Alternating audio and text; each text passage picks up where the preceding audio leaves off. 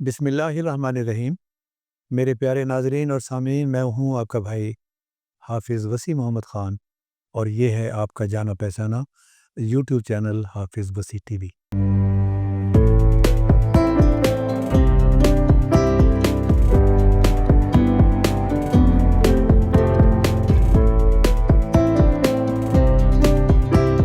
नाज़रीन, मैं अल्लाह ताला का शुक्र अदा करता हूँ कि अल्लाह ताला ने हमें तौफ़ीक दी है कि हम जो अपने लिए पसंद करते हैं, वही हम अपने भाइयों के लिए भी पसंद करते हैं।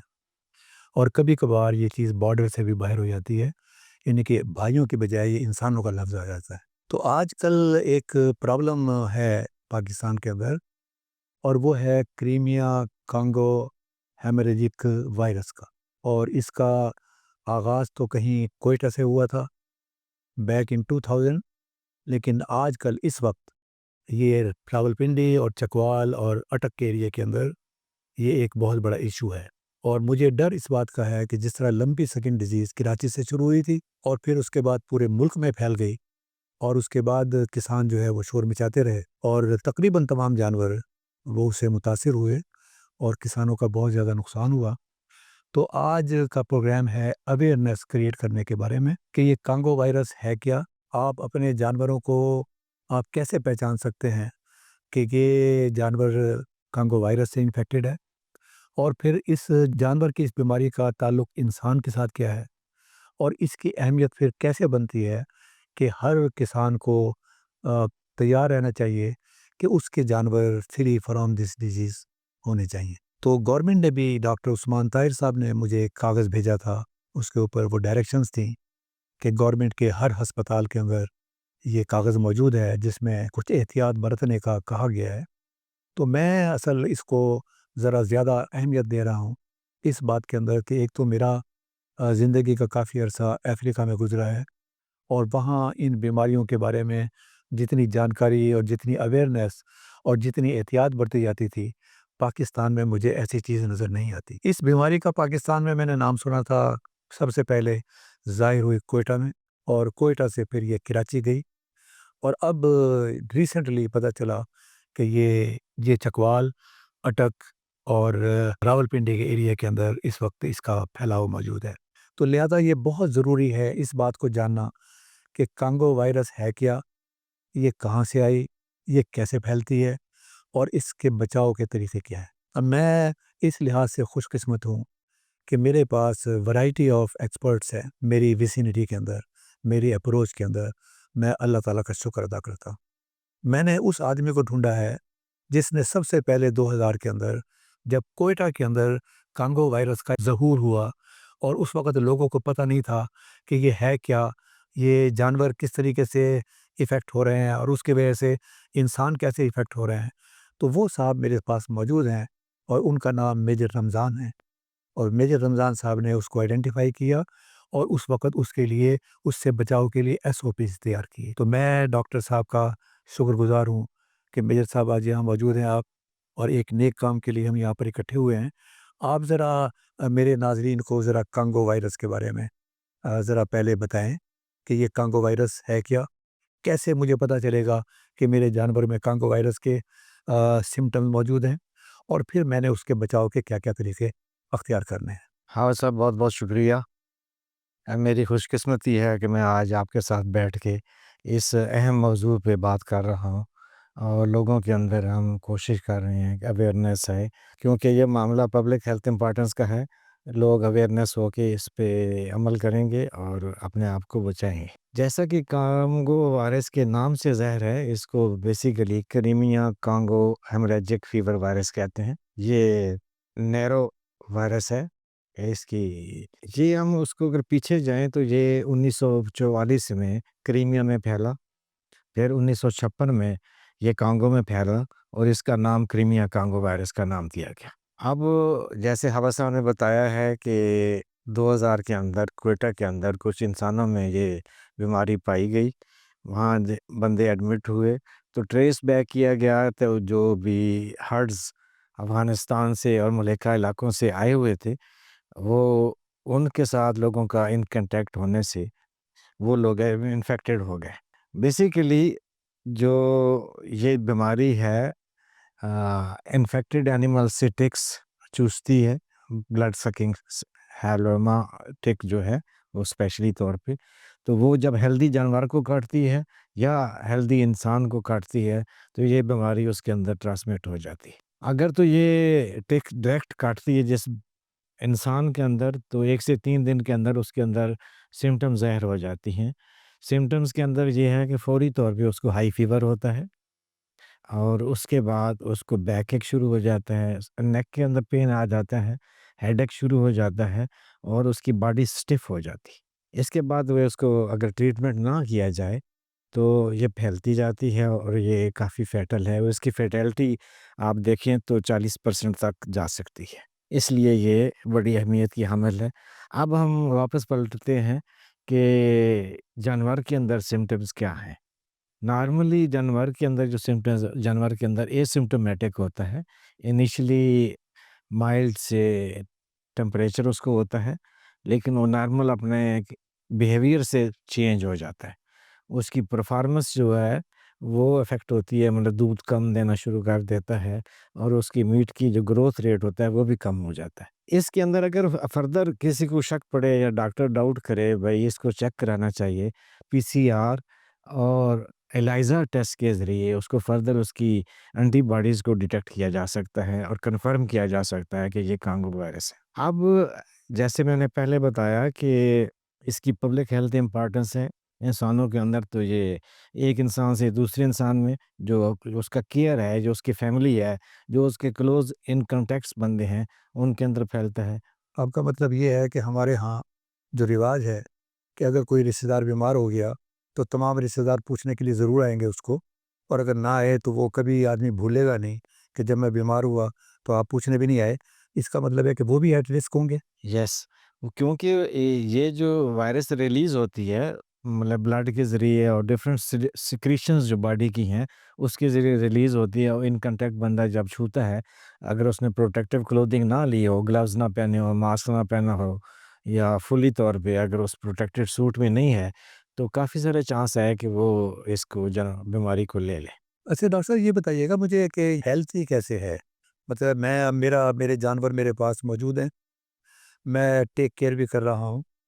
आपने बताया एसिम्प्टोमेटिक, इसका मतलब है कि बज़ाहिर कोई ऐसे ज़बरदस्त किस्म के इसके कोई अलामात ज़ाहिर नहीं होती। आहिस्ता-आहिस्ता कोई हल्का-सा फ़ीवर हुआ और स्लोली जानवर जो है वो मौत की तरफ जाएगा। ये बीमारी आगे प्रोग्रेस होगी। तो ये इसको फैलने से रोकने का क्या तरीका है? हाँ सर, जैसे हम पहले भी इस पे बहस कर चुके हैं कि ये टिक्स के ज़रिए फैलती है, तो इसको रोकने का वाहिद तरीका यही है कि टिक्स को रोका जाए। टिक्स को कंट्रोल किया जाए, टिक्स को पनपने ना दिया जाए, उसकी ब्रीडिंग को रोका जाए और उसको अपने उसके बिलों के अंदर ही उनको किल कर दिया जाए, ताकि बीमारी फैलाने का बायस ना बन सके। देखिए, फिर चीज़ें तो 3 हैं जो बीमारी फैलाने वाली। एक मक्खी है, एक मच्छर है और एक टिक्स है। और टिक्स की फिर बेशुमार किस्में हैं। जिस तरह कहते हैं ना कि जितना बड़ा साँप होगा, उतना कम ज़हरीला होगा। जितनी छोटी टिक होगी, उतनी ज़्यादा ज़हरीली होगी। जितनी मोटी टिक होगी, वो सिर्फ़ खून चूसेगी, आगे बीमारी को ट्रांसमिट नहीं करेगी। तो ये आगे बेशुमार किस्में हैं और उसमें एक ब्राउन एयर टिक है, जो बगैर माइक्रोस्कोप के नज़र नहीं आती। इसका मतलब ये है कि मुझे अगर अपने जानवरों को महफ़ूज़ रखना है और आगे फिर पब्लिक को भी महफ़ूज़ रखना है, तो मुझे इन 3 चीज़ों से छुटकारा पाना लाज़मी तौर पर होगा कि मेरा हर्ड फ्री फ्रॉम दीज़ 3, ना वहाँ पर मॉस्किटो हो, ना वहाँ पर मक्खी हो, ना वहाँ पर टिक्स हो। अब इसका आप मुझे बताइएगा कि ज़िले लेवल पर, सूबाई लेवल पर, मेरे फ़ार्म के लेवल पर, हम इसको किस तरीके से टिक्स को और मक्खियों को रोकने का हम क्या तरीका अख्तियार कर सकते हैं? इसको हम ऐसे लेते हैं, पहले हम फार्म से शुरू करते हैं, फिर इस पे आते हैं कि गवर्नमेंट इसके अंदर क्या कर सकती है और गवर्नमेंट के डिफरेंट अदारे जो आपस में कोऑर्डिनेशन, कोऑपरेशन करके फार्मर तक अच्छी चीज़ें कैसे पहुँचा सकते हैं। पहली बात तो ये है कि फार्म के अंदर डिप होनी चाहिए जिसके अंदर केमिकल्स जो टिक्स को मारती हैं, क्रेटासाइड और जो है परमेथ्रिन वगैरह, वो डाल के एसेटोल्स, सागवान, नेगोवान वगैरह टिक्स को कंट्रोल किया जाए, मार दिया जाए। उसके बाद इसके अंदर ये है कि फार्म के अंदर भी स्प्रे करना चाहिए। फार्म की दीवारें, पिलर्स, ज़मीनें जो हैं इसके अंदर भी स्प्रे करें और कोशिश करें कि प्लास्टरिंग करके क्रैक्स हो ही ना, जहाँ उनकी ब्रीडिंग साइट्स बनती हैं, क्रैक्स नहीं होने चाहिए। और इसके बाद आप फ्यूमिगेशन कर सकते हैं, स्प्रे एरियल स्प्रे कर दें ताकि मॉस्किटो और मक्खी जो है वो भी मर जाए। इसके अंदर अब एक तो फार्म लेवल तक ये बात आ गई। अगर गवर्नमेंट इस सिलसिले में सीरियस है और गवर्नमेंट के ऑफिशियल सीरियस हैं, तो वो ये कर सकते हैं कि आपस में कोऑर्डिनेशन करके मुख्तलिफ लेवल पे जो हमारे वेटरनरी डिस्पेंसरीज़ हैं, वेटरनरी हॉस्पिटल्स हैं, डॉक्टर को एक्टिवेट किया जाए और वहाँ कोई कॉमन किस्म की डिप्स बनाई जाएँ ताकि उस गाँव के अंदर जितने भी जानवर दाखिल हो रहे हों, वो उस डिप के अंदर से गुज़र के जाएँ, टिक्स फ्री होके आ जाएँ। इसी तरह मंडियों के अंदर भी डिप्स बनाई जाएँ और उसके अंदर केमिकल डाला जाए ताकि मंडी के अंदर जो जानवर बिकने के लिए आए, वो मंडी के अंदर जाते हुए टिक फ्री हो जाए। और इसके अंदर मेडिसिन का रोल है, वो कोशिश करके खालिस मेडिसिन जो है गवर्नमेंट प्रोवाइड करे और अच्छी तरीके से मॉनिटरिंग की जाए। मेजर साहब, मैं आपकी बात से ये इस नतीजे पे पहुँचा हूँ, जैसे वो एक शेर है कि मगज़ को बाग में जाने ना दो, कि नाक खून परवाने का होगा, कि ट्रांसपोर्टेशन के अंदर भी आपने एहतियात करनी है, फार्म लेवल पर भी एहतियात करनी है। आप मंडी में गए हैं, तो वहाँ पर भी अगर डिप से गुज़ारा जाए, तो वो भी मामला है। अब लाइवस्टॉक डिपार्टमेंट की एक अच्छी खूबी ये है कि यूनियन काउंसिल लेवल पर भी डिस्पेंसरी है। इसका मतलब ये है कि अगर यूनियन काउंसिल लेवल पर डिप्स बनाई जाएँ और जानवर जो है वो हर हफ्ते या 15 दिन के बाद उनको उसमें से गुज़ारा जाए, तो फिर व जानवर जो है वो टिक फ्री हो जाएगा। और अपना जो आपका जो सोर्स है जहाँ वो जानवर खड़े होते हैं, वहाँ सफाई-सुथराई हो, वहाँ के क्रैक्स और दूसरी जगह पर साइपरमेथ्रिन का, डेल्टामेथ्रिन का स्प्रे जो है वो कर दिया जाए। तो इससे मतलब ये हो। अब असल मामला है कि हमारी जो मंडियाँ हैं, तकरीबन हर रोज़, हर ज़िले में किसी एक जगह पर मंडी ज़रूर होती है। अब जब मेरा फ़ार्म था जंग में, तो मैंने ये कहा हुआ था कि अगर मेरा जानवर कोई बिकने के लिए जाता है, तो वो वापस ना आए। इसलिए कि तमाम बीमारियों का गढ़ जो है वो मंडी है। और ऐसा देखने में आया है कि आपने जानवर वापस आया, वो जानवर ठीक-ठाक था, आपके जानवर भी ठीक-ठाक थे और अचानक फुट एंड माउथ, मुँह-खुर की बीमारी फैल गई। रीज़न ये थी कि वहाँ तमाम वायरस इकट्ठी होंगी। तो क्या पॉसिबल है कि जितनी मंडियाँ हैं, वहाँ पर डिप्स बनवाई जाएँ और जो जानवर वहाँ से वापस आता है, उसके पास सर्टिफ़िकेट हो कि यस, ये डिप से गुज़रा हुआ है और इसको आप कहीं लेके जा सकते हैं। ऐसी कोई चीज़ आपके ज़हन में है?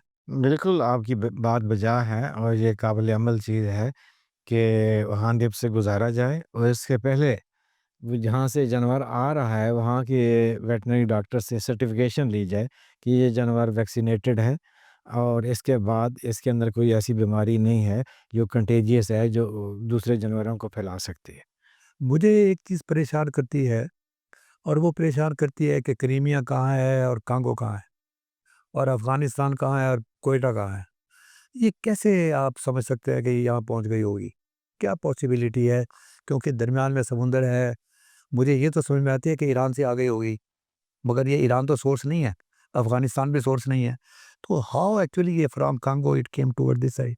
हाँ, बस अब ऐसे है कि आप ओवरऑल इसको ग्लोबली देखें, तो बाज़ औक़ात कुछ चीज़ें ख़ास तरीके से चेक की जाती हैं, जिसको आप बायोलॉजिकल वारफ़ेयर के ज़िम्रे में भी ले सकते हैं, कि वो चेक करके देखते हैं कि ये बीमारी कैसे फैलती है और इसके इफ़ेक्ट्स क्या होते हैं। देखिए, माशरे के अंदर एक बीमारी आ जाए, इसी को ले लें, कांगो वायरस को ले लें, तो एक दफ़ा अफ़रा-तफ़री फैल जाती है पूरे मुल्क में। 2 जानवर बीमार हुए हैं, 2 बंदे बीमार हुए हैं, तो एक साइकोलॉजिकली डिसरप्शन हो गई। तो वो भी फैलाने की कोशिश लोग करते हैं, दो डिफरेंट कंट्रीज़ करते हैं। तो सस्पेक्ट किया जा सकता है कि it may be biological warfare का एक आइटम हो सकता है। अच्छा, अब हम चाहते हैं कि इस मुल्क में जो लंपी स्किन डिज़ीज़ के वक़्त हालत हुई थी और पूरे पाकिस्तान में वो फैल गई थी, मुझे आप ज़रा एक एक्शन प्लान के तौर पर ज़रा इन्यूमरेट कर दें कि किसान क्या करे और गवर्नमेंट क्या करे कि ये जहाँ है वहीं पर ही रह जाए? देखें, हाँ साहब, जब आप इस मुल्की लेवल पे आप किसी प्रोग्राम को एरेडिकेशन प्रोग्राम में आते हैं, तो उसमें मोस्टली देखा ये जाता है कि जब आप सर्वेलेंस कर रहे हैं और पॉज़िटिव केसेज़ निकलते हैं, तो उनको फ़ौरी तौर पे तलब कर देना चाहिए ताकि आगे फैलने का सबब ना बने। इसमें गवर्नमेंट ये कर सकती है कि उस फार्मर को कंपनसेशन दे, ताकि वो रेडीली अपने आप बता सके कि मेरे जानवर में ये बीमारी है और उसको कंपनसेशन मिल जाए और जानवर तलब कर दिया जाए और आगे बीमारी फैलने की चेन है वो रुक जाए, कट आ जाए। अच्छा, ये तो एक मिसाल आपकी अच्छी है। जब यूरोप के अंदर मैड काऊ डिज़ीज़ आई थी, तो वहाँ पर किसानों ने वॉलंटरीली अपने जानवर जो हैं, वो गवर्नमेंट के हवाले कर दिए गए थे, जिनको क्रीमेट कर दिया गया था और गवर्नमेंट ने कंपेंसेट किया था। लेकिन यहाँ मामला हम शायद हमारा फार्मर भी इतना ज़्यादा एक्टिव नहीं है, हमारी गवर्नमेंट भी उस वक़्त तक रिस्पॉन्ड नहीं करती, जब तक रोड ब्लॉक ना कर दिया जाए, उस वक़्त तक पता नहीं चलता कि लोगों के हकूक़ क्या है और किस तरीके से उसको एड्रेस करना है। तो इस सूरत के अंदर सारा बोझ जो है वो किसान पर डलेगा।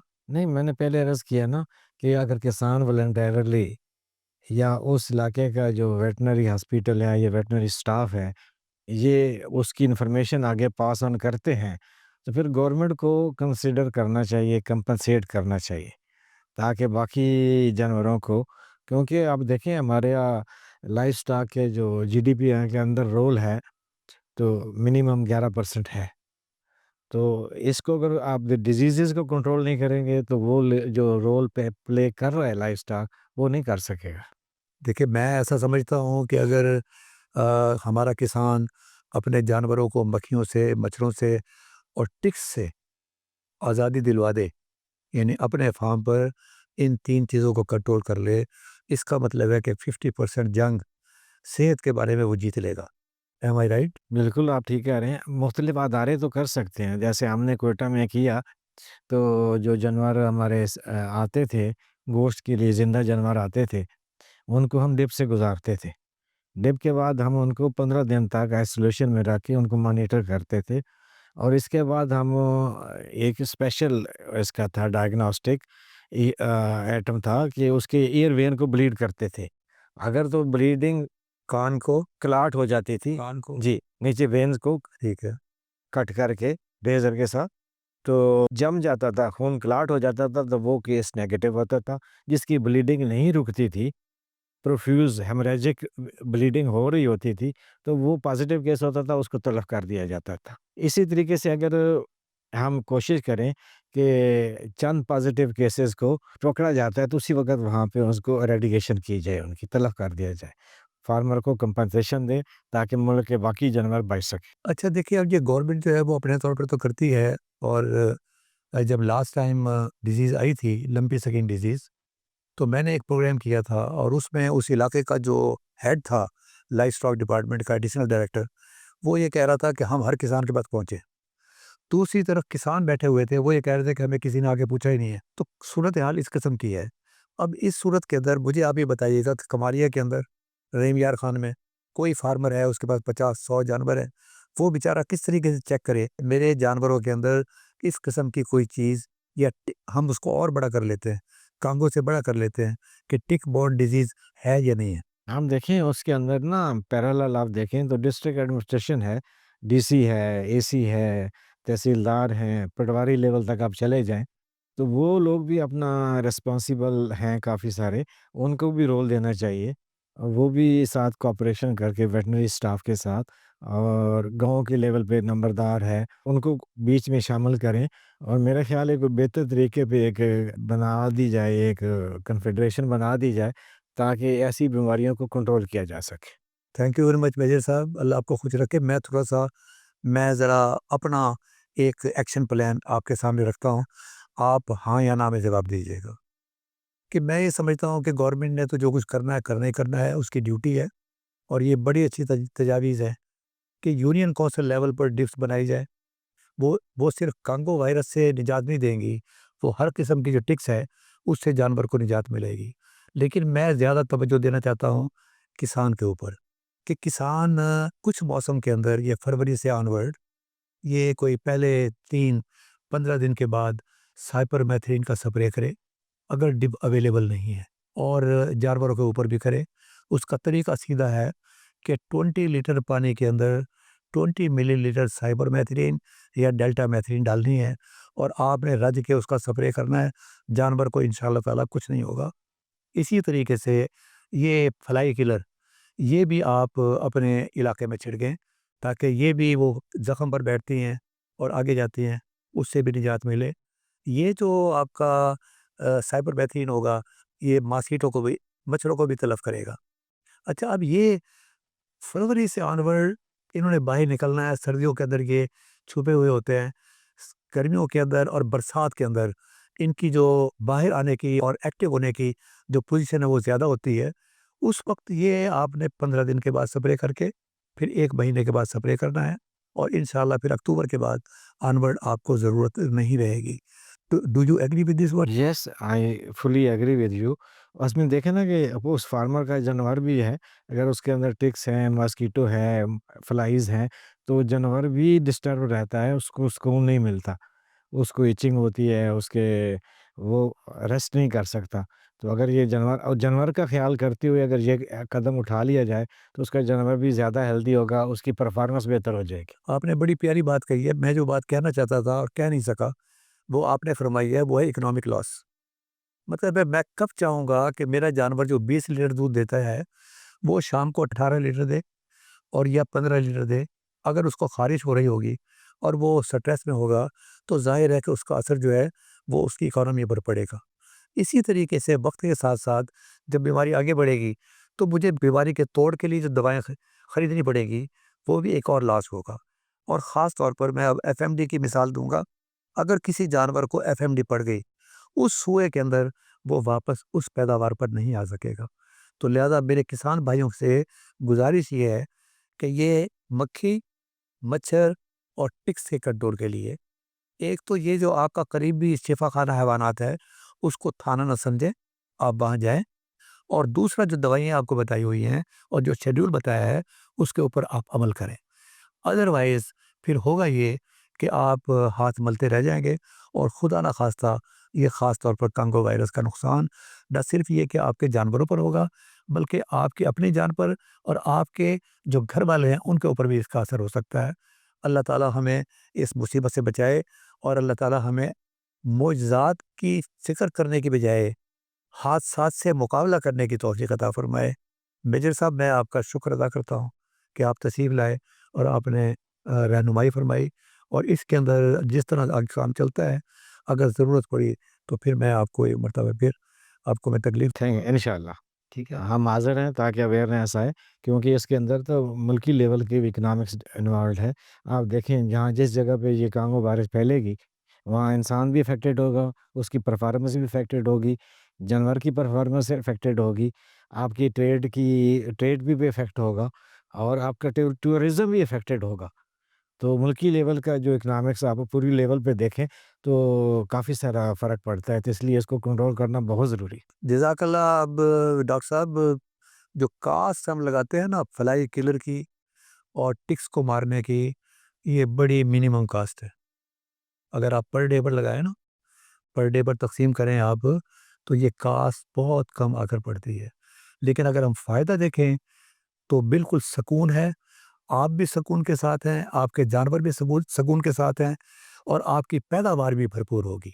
इसमें इसलिए इसे में कहते हैं ना कि पैनी खर्च करके पाउंड बचा लें। ये आपने सही बताई है कि आप बेहतर ये है कि पहले आप खर्च कर लें, 1 पैसा खर्च कर लें और 1 रुपया को बचा लें। वमा अलैना इल्लल बलागुल मुबीन।